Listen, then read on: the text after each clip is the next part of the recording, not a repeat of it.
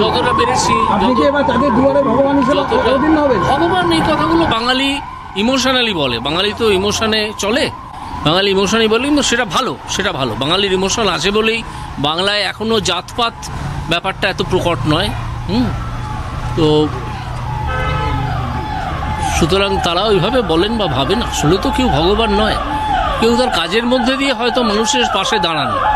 আমিও চেষ্টা করেছি দাঁড়াতে, এখনও দাঁড়াবো ইন্ডিভিজুয়াল হিসেবে যতটুকু সম্ভব।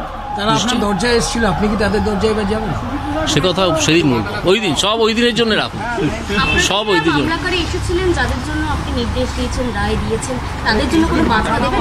সেই দিন আজকে কিচ্ছু দেবো না, আজকে কিচ্ছু দেবো না, এইটুকু। কেউ বলবে বা কেউ বলবে ভগবান, কিন্তু এতে তো আমার মুভ ঢলে চলবে না। হ্যাঁ, আমাকে আমার কাজটা করে যেতে হবে। কেউ আরো অনেক কিছু বলবেন, সে আমি জানি না। আমি এ সম্বন্ধে বিচারাধীন বিষয়ে আমি কোনো মন্তব্য করবো না। আমি আইনের একটা বিষয় জানতে চাইছি, পদত্যাগ আপনি বলছেন করবেন, এটা কি সংবিধানের 217 নম্বর ধারার কোনো কিছু?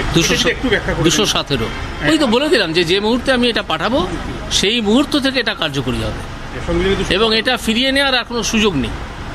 ঠিক আছে, এটা আমি যেদিন পাঠাবো সেই দিন থেকেই কার্যকরী হবে, সেই মুহূর্ত থেকে। 19 আগস্ট হলে আমরা আরো অনেক খুশি হতাম। না, সেটা করা গেল না, তো সেই জন্যে এইসব হলো। তো যাই হোক, এখনো পর্যন্ত যা হয়েছে। ঠিক আছে, আপনারা অনেকক্ষণ প্রতীক্ষা করছেন, আপনাদের প্রতীক্ষা করাচ্ছিলামও। আমার শরীরটাও খুব ভালো নয়, তো ঠিক আছে, শনিবার, সোমবার, বুধবার দেখা হবে, মঙ্গলবার দেখা হবে 1:30টার সময়। কালকে আমি যাবো, ওই ছোট্ট একটা অর্ডার করে দিয়ে চলে আসবো, যেটা কোনো বিচারের বিষয় নয়, শুধু মামলাগুলো আমার লিস্ট থেকে ছেড়ে দেবো, ওইটুকু আউট অফ লিস্ট করে দেবো। ঠিক আছে, আমি আবার মিডিয়ার কাছে আমার কৃতজ্ঞতা জানাচ্ছি। আপনারা দুর্নীতির বিরুদ্ধে যেভাবে রুখে দাঁড়িয়েছিলেন, এখনও দাঁড়িয়েছেন, তাতে আমি সত্যিই অত্যন্ত কৃতজ্ঞ আপনাদের মিডিয়ার কাছে, বাংলা এবং সর্বভারতীয় মিডিয়ার কাছে। দুর্নীতির বিরুদ্ধে আপনারা সবসময় থাকুন। কোনো প্রশ্নের উত্তর দেবো না, ঠিক আছে? পরশু মঙ্গলবার বেলা 1:30, মাস্টারদা, সূর্য সেন। ঠিক আছে, থ্যাংক ইউ। কলকাতা হাইকোর্টের বিচারপতি অভিজিৎ গঙ্গোপাধ্যায় হাইকোর্ট সূত্রে যে খবর, তিনি জানিয়েছেন যে এরপর তিনি বৃহত্তর ক্ষেত্রে যেতে চলেছেন, রাজনৈতিক ক্ষেত্রে তিনি যেতে চলেছেন বলেও জানিয়েছেন। সংশ্লিষ্ট মহল সূত্রে এমনটাই খবর আমরা পাচ্ছি। এই মুহূর্তের অত্যন্ত গুরুত্বপূর্ণ খবর যে আচমকা অবসরের সিদ্ধান্ত মাননীয় বিচারপতি অভিজিৎ গঙ্গোপাধ্যায়।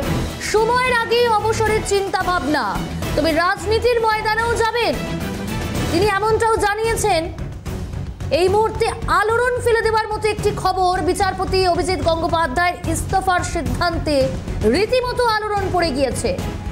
মাননীয় বিচারপতি অভিজিৎ গঙ্গোপাধ্যায়, আমরা জানি যে গত কয়েক বছরে এই রাজ্যে যে দুর্নীতি হয়েছে, সেই দুর্নীতির চরম শিখরে পৌঁছেছেন মাননীয় বিচারপতি অভিজিৎ গঙ্গোপাধ্যায়, এবং তার অবজারভেশন, তার নির্দেশে আমরা দেখেছি যে এই রাজ্যের যে দুর্নীতিগুলো সামনে আসতে হয়তো অনেকটা দেরি ছিল, কিংবা এই রাজ্যের শাসক দলের নেতা মন্ত্রী যারা দুর্নীতিগ্রস্ত ছিল তাদেরকে কোথাও ফ্রন্ট লাইনে দাঁড় করিয়ে দিয়েছিলেন, এবং তাদের মধ্যে কেউ কারাগারে বন্দী। রাজ্যের শিক্ষা ব্যবস্থায় যে বড়সড় দুর্নীতি হয়েছে, সেই দুর্নীতির চরম শিখরে পৌঁছেছিলেন এই মাননীয় বিচারপতি অভিজিৎ গঙ্গোপাধ্যায়। এহেন বিচারপতির সিদ্ধান্তে রীতিমতো আলোড়ন পড়ে গিয়েছে, কারণ তিনি আচমকাই অবসরের সিদ্ধান্ত নিয়েছেন। পাশাপাশি রাজনীতির ইঙ্গিত দিয়েছেন মাননীয় বিচারপতি অভিজিৎ গঙ্গোপাধ্যায়। সব মিলিয়ে এই মুহূর্তে সব থেকে বড় খবর যে পরিস্থিতিতে সাম্প্রতিক অতীতে একের পর এক নজিরবিহীন নির্দেশ তিনি দিয়েছেন এবং জনপ্রিয়তা অর্জন করেছেন। বঞ্চিত চাকরি প্রার্থীদের কোথাও গিয়ে তাদের কাছে আস্থা ছিলেন এই মাননীয় বিচারপতি অভিজিৎ গঙ্গোপাধ্যায়। সেই জায়গায়, সেই আবহে তার হঠাৎই ইস্তফার সিদ্ধান্ত তো রীতিমতো আলোড়ন ফেলে দিল।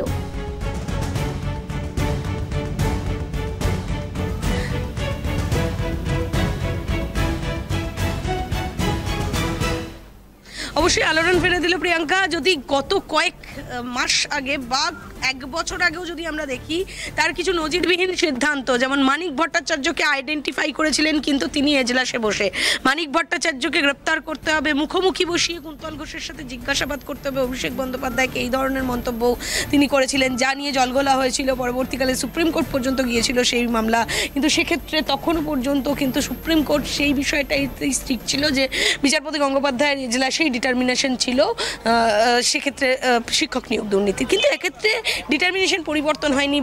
এতদিন পর্যন্ত তিনি যা যা সিদ্ধান্ত নিয়েছেন, কোনোটাই হয়তো ডিভিশন বেঞ্চে গিয়েছে, বেশিরভাগই ডিভিশন বেঞ্চে গিয়ে সিঙ্গল বেঞ্চের সিদ্ধান্ত বহাল রয়েছে। এখনও পর্যন্ত আমার যেটা নজরে রয়েছে সেটা হচ্ছে এসএসসি মামলাটি কিন্তু এখনও কলকাতা হাইকোর্টে বিচারাধীন।